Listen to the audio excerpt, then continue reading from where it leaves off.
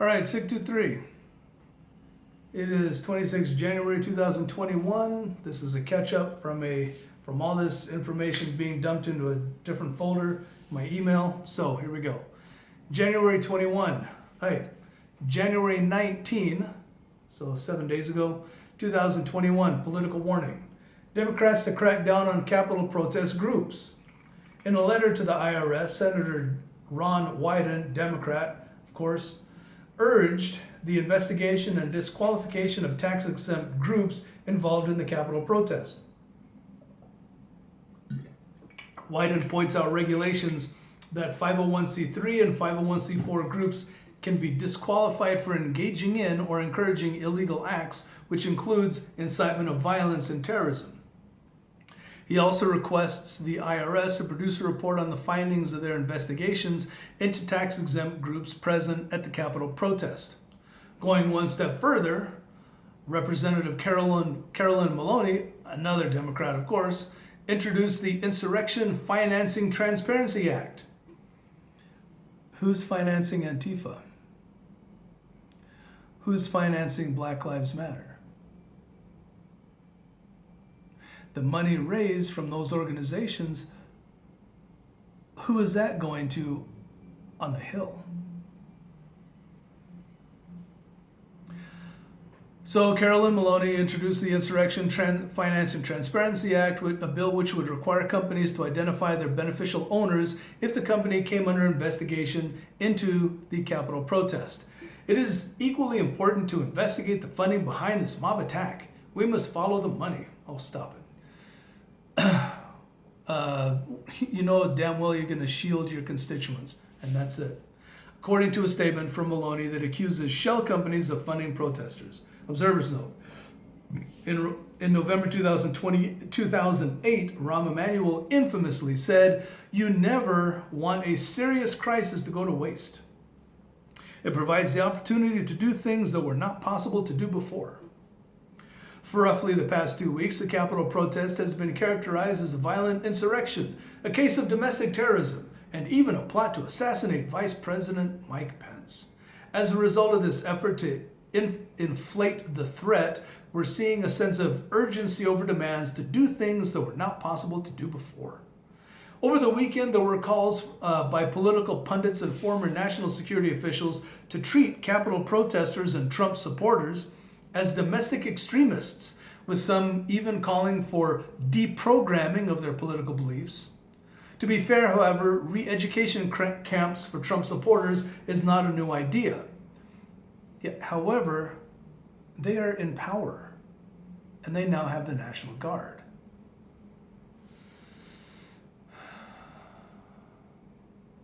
While the National Guard buildup, even though most of them went home, it's irrelevant. While the National Guard buildup in Washington, D.C. is likely out of an abundance of caution, also they're going to be there through March. It also carries a significant political benefit of shoring up the Democratic base against an ever-present threat of Trump-inspired terrorism. And only they, since they're projecting it only comes out of their minds. That's the strategic message, by the way. It's important to note that the FBI warned about widespread weekend protests and violence, which did not materialize, probably because the warnings of widespread violence were unfounded and may have been issued for political benefit, you think?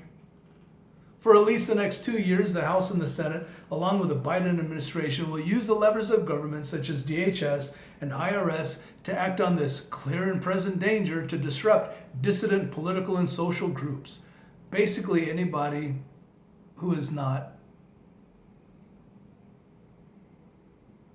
anybody who's an American, that's who they're going to go after. You know this and I know this. And if you don't know this, get your head out of your ass, because they're coming after you. Texas secession movement drawing attention. Following the election debacle, the Texas nationalist movement and assorted secession proponents used the opportunity to renew their push for Texas independence. Wyoming GOP Chairman Frank Athorn Eathorna, I'm not sure how to pronounce that. I hate pronouncing names wrong. Said that the Western states are following the development. Many of these Western states have the ability to be self-reliant, and we're keeping eyes on Texas too, and their consideration of possible secession. They have a different state constitution than we do as far as wording, but it's something we're all paying attention to. Observers note, secession gained some popularity during the Obama administration, but there's a small but renewed effort underway right now in Texas. Biden unveiled an 8-year pathway to citizenship plan, which is expected to radically shift the political landscape once the 10 to 30 million illegal immigrants are granted citizenship. States like Texas and Florida, for instance, have more illegal immigrants than the margin between Democrats and Republicans in the state's popular vote. That's why there was such a push to get all the dreamers to go settle in Texas so that they could all vote and swing Texas blue in this election. However, it's irrelevant now. Citizenship. Well, there you go. Citizenship and voting rights for illegals could easily flip these states, no shit, in Democrats' favor. Expect this development alone to push the topic of secession in Texas and other states. This is something they've considered for close to 10 years. After the 2012 elections, Texas secession may have been possible if seriously pushed. I actually was aware of this after the last election to see what was going on, what was actually being planned by liberals to turn Texas blue. And by turning Texas blue, you secure the United States. However, they didn't need to do that because they got the Supreme Court to pull for them anyway. Didn't even need to do it. So anybody can do whatever they want now. A couple of weeks ago, Texas state representative proposed a bill for consideration in this year's legislative session, putting secession on a ballot this fall, 2021. Texas Governor Greg Abbott has celebrated the number of California companies recently moving to Texas, as long as they don't bring their cancerous ideas with them. Bringing tens of thousands of their California employees with them, as long as you can weed out the cancer. I'm not sure that would even matter anymore right now. At a time when Texas is already turning purple. Given this continuing population shift, the likelihood of a successful state referendum on secession now is approaching 0. The Texas state legislature could consider secession, however, even if passed later this decade, there would be substantial opposition. I doubt there's a peaceful path forward for Texas independence. Defense. Iran conducted a major military exercise involving anti-surface ship ballistic missiles, aircraft, special operations, and airborne infantry units along the coast of the Gulf of Oman. The general goal of this drill is to assess the offensive and penetrative power of the ground forces against the enemy, according to an Iranian military official. Observers note, Iran has increased the size and frequency of military drills since the 2020 election because allies in the White House. This is likely part of a broader effort to bring the incoming Biden administration back towards the nuclear deal President Trump canceled. Low-intensity conflict in some. Anarchists call for grassroots militancy under Biden administration. Really? Anarchists, or as I like to call them, just simply liberal bloggers, warned followers that public outrage and federal law enforcement efforts following the Capitol riot is creating a political shift towards centrism. Doubt it. In response to a projected hollowing out of reforms, the law enforcement actions against anti-state groups, seriously, against? The anarchists, or liberals, call for a strategy of building grassroots militant disruptions to push out law enforcement and deny re-entry to their communities, similar to attempts by autonomous zones in Portland and Seattle. They concluded that alternative forms of self-governance can then be established, drawing inspiration from the caracoles, of the Zapatistas in Mexico and the council system of Rojava in Syria. Observers note, some anarchists are citing the ability of rioters to overwhelm the government this month to motivate followers to carry out more militant tactics in 2021. Still, my question is, when are Americans going to respond? Much of their online propaganda efforts are focused on attracting those disillusioned by centrist politics. In practice, the proposed militant protests and establishment of autonomous zones are aimed at undermining the authority and legitimacy of government. In the wake of displacing local government, urban cellular insurgencies focus on organizing around smaller, semi-autonomous cells to maintain control over gained territory. Leftists call for silence online and mass non-compliance with law enforcement. Far-left groups are calling for strict social media silence on any disruption plans leading up to, on, and after Usurpation Day. Leftists, chat room participants, and bloggers claim that law enforcement will be easily outmaneuvered and outnumbered on 20 January, despite disruptions despite preparations.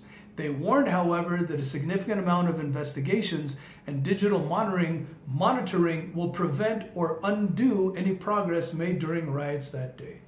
They concluded that communications will be limited to in-person meetings at secure locations and moving to more extensively decentralized and encrypted digital communication platforms. Observers note, leftists are concerned that expanded law enforcement action against anti-state groups could pose a threat to their plans for continued disruptions through the Biden-Harris, or rather Harris and whoever she picks, administration. The proto-insurgency is still vulnerable to government insurgency efforts. The calls for silence are aimed at preserving manpower and resources, with some activists fearing potential mass arrests at events that week. Well, it was last week, the 19th. Far-left groups have been shifting communications off of Telegram, which they claim is now under intense scrutiny from federal law enforcement monitoring, far-right groups on the app.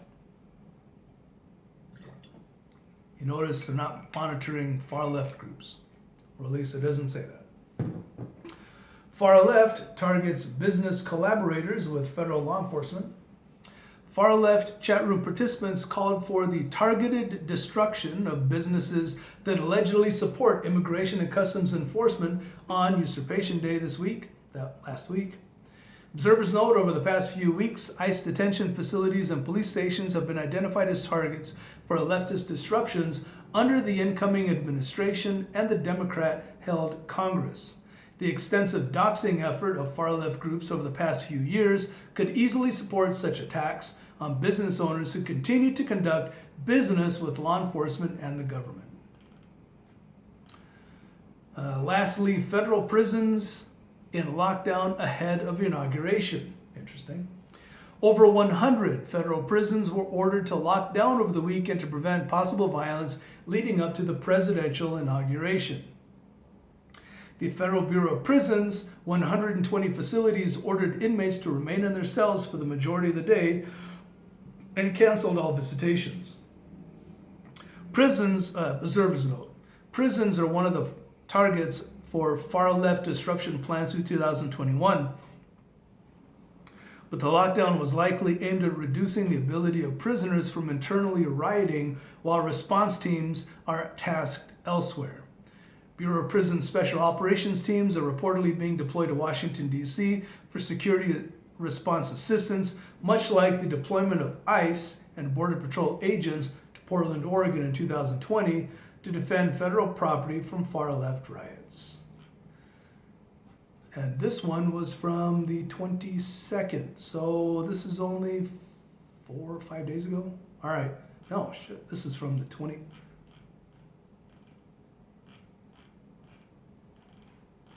Oh, crap, don't tell me that's only from the 19th.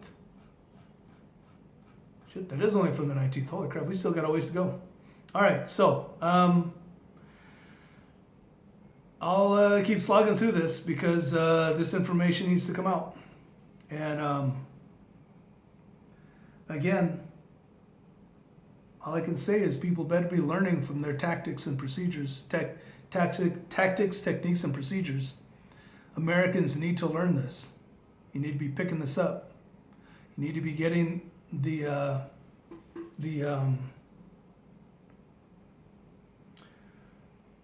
subscription to Fort Observer and keep this and file it and use it to develop your own platforms. I don't know what else to tell you. All right, 623 out.